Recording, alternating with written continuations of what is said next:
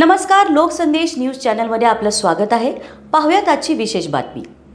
दक्षिण सोलापूर तालुक्यातील मंद्रुप येथील सीतामाई तलावाचे पोकलेनने दुरुस्तीचं काम सुरू असताना तलावाचा बांध मधोमध फुटल्याने लाखो लिटर पाणी वाहून गेले आणि यामुळे मंद्रुप निंबर्गी रस्त्यावरील दोन्ही बाजूच्या शेतांना तळ्यासारखं स्वरूप आलंय। मंद्रुप येथील सीतामाई तलावाचे आयुष्य संपल्याने बांधाला भेगा पडत आहेत, त्यामुळे त्याच्या दुरुस्तीचं काम मृद जलसंधारण विभागानं सुरू केलं आहे। तलावाचे मंजूर झालेले 1,85,00,000 रुपयांचे काम पृथ्वी लँडमार्क कंपनी करत आहे। गेल्या 15 दिवसांपासून तलावाच्या दुरुस्तीचं काम सुरू आहे आणि यामध्ये खालपासून नव्यानं तलावाच्या बांधाचं काम सुरू आहे आणि एका बाजूच्या पोकलेनच्या सहाय्यानं काम सुरू होतं।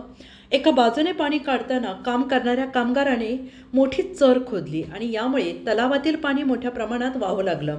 बघता बघता पाण्याचा प्रवाह वाढला। अर्ध्या तासात निंबर्गी रस्त्यावरील दोन्ही बाजूंच्या शेतामध्ये मोठ्या प्रमाणात पाणी थांबले।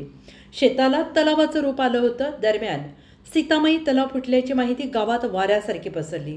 समाज माध्यमातून ऐन उन्हाळ्यात पाणी वाया गेल्याची चर्चा सुरू झाली। मंद्रुप आणि इंदिरानगरमधील तरुणांनी तलावाकडे धाव घेतली। फुटलेला तलाव आणि वाहून जाणारं पाणी पाहण्यासाठी एकच गर्दी झाली।